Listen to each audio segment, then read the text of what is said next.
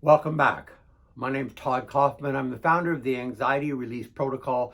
And today we're going to talk about a very powerful modality which is found within the protocol called emotional freedom technique, or tapping. So I want to have a really fun, casual conversation about this, but I also think it's really important for you to understand what this is and how it works before we actually learn how to do it. So tapping is actually based in both Western and Eastern medicine. Tapping is a process whereby we actually tap on certain points of the body. And our Western doctors have been able to show us that, in fact, when we tap on these points in the body, we have a physiological response of lowering our adrenaline and cortisol. And as you remember from earlier lessons, adrenaline and cortisol are the very hormones that give us all the symptoms of anxiety. So our game plan here is to be able to lower our symptoms so that we feel better. Now, since cortisol can be very easily tested in saliva, we've had people go through this process of tapping, and we've tested their saliva before and after, and the empirical data is clear. Your cortisol drops. So that's the really good news. Now, on the Eastern front, we're actually tapping on what is called meridians, or points in the body that are known for energy to flow through. And so this process of comes out of acupuncture. Now, we know that acupuncture goes back to about 350 BC. There's even some archaeological evidence that shows it goes back to the Stone Age. But regardless, it's certainly been around a very, very long time, and things that last that long last long for a reason.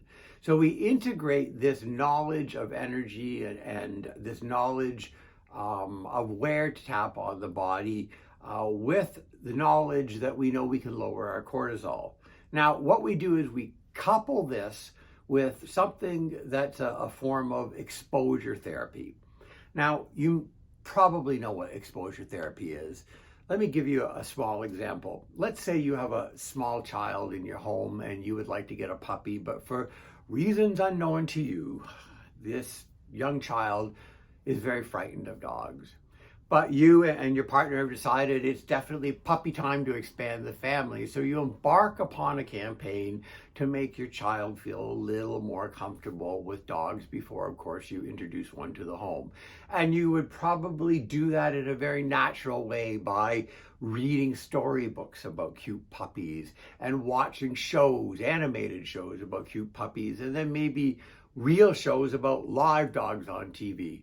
You'd talk up puppies, and maybe one day you'd make a trip to the pet store and you'd safely see puppies behind glass. And perhaps at some point you'd encourage them to touch. So you would actually expose the child to puppies until the child's brain no longer made a connection between fear and the puppy. So we're going to do the same thing here, because anxiety is always about being afraid of something. It is your amygdala or your fight-flight center saying, hey, please pay attention here because something's scary. So what we're going to do is we're going to use this process of tapping, or EFT, to effectively desensitize ourselves. We're going to talk about the thing that we find anxiety provoking while we're tapping on these regions of our body. So your brain is going to learn that the experience of thinking of these things, which normally may cause you anxiety, in fact, have got the repeated experience of lowering your cortisol and lowering your symptoms. Now, again, if you remember from an earlier lesson on neuroplasticity, the brain does not know the difference between a lived experience and a memory. So that is to say, should I take you down to the hospital and put you in an fMRI machine, ask you to hold on to a green fuzzy tennis ball, take a picture of your brain while you're doing that, I get billions of pieces of data. Now, if I take that very same green fuzzy tennis ball out of your hand and ask you to imagine holding the tennis ball, then I take a picture, I get pretty much the same data. The brain does the same thing.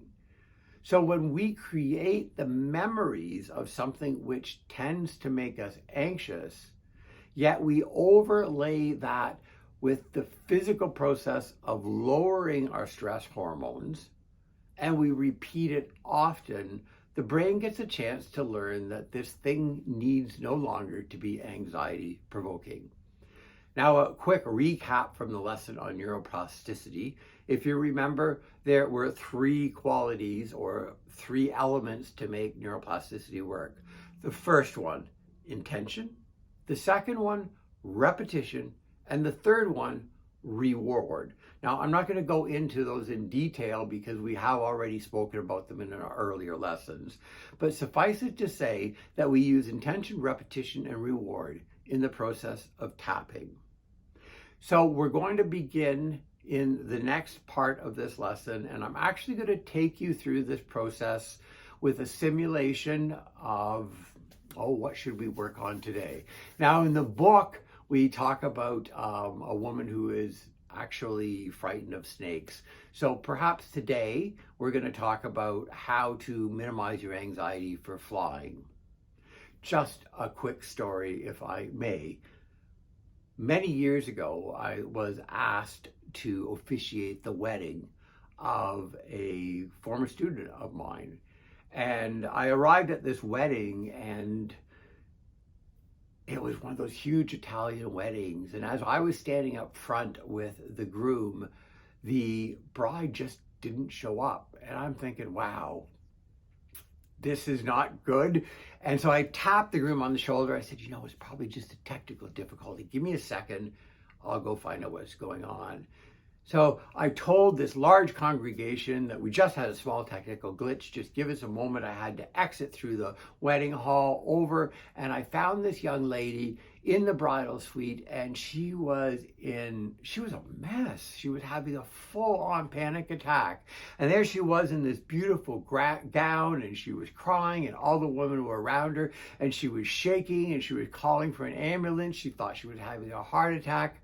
Now, of course, I recognized this to be a panic attack instantly, and I managed to get the women out of the room and work with this young woman. I utilized emotional freedom technique and tapping in a condensed form of the anxiety release protocol. And within 10 minutes, I had her from a puddle of crinoline and tears to standing up and walking up that aisle to marry the man of her dreams.